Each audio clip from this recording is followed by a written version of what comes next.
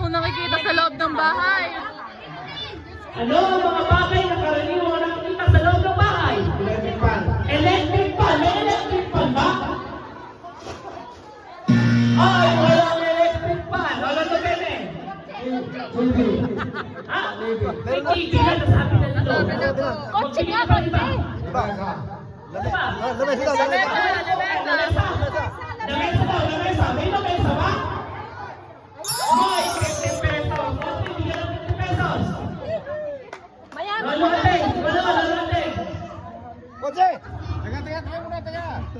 Ano sa? Anong tarang? Ano ang mga bagay na karaniwang nakikita sa loob ng bahay? Elevator, elevator. Sa loob ng bahay. Oo. Yan! Elevator nga. Cortina! Cortina. Meron bang cortina? Ay, walang cortina. Ano na rin ikaw? Oh, may kwintas ka na. Huwag ka na sumagot. bahay ay paraset. Sana upuan. Sofa. Meron ba? Wow! 50 pesos.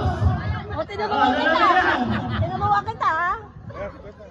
Ano po? Lalaki yan, lalaki. Silya. Ay, upuan na. Upuan na. Ah, bigyan ka na iba.